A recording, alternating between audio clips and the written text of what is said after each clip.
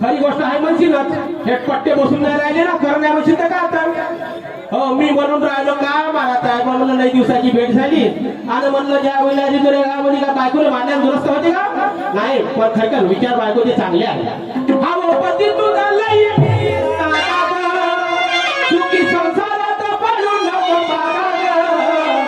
लढशील जन्म बरसा जनी अशी वेळा परिवार नको राखा विचार कर सगळे आणि पुढे काय म्हणतो आता ऐक.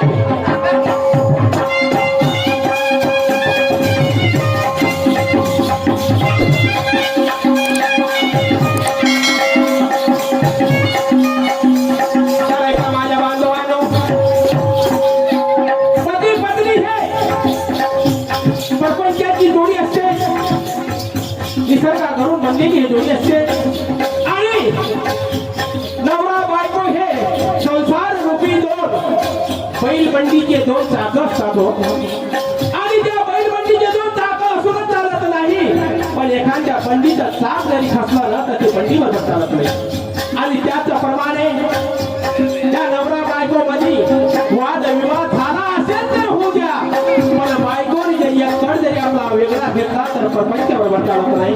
आणि तशाच प्रमाणे नवऱ्याने जरी आपला कळ ओढला तरी प्रपंच चालत नाही. नवऱ्याचं पीठ तर बायकोचं मीठ असावं लागतात, याला प्रपंच नीट जातात असं म्हणतात. आणि म्हणून मी पुढे काय म्हणतो ऐका.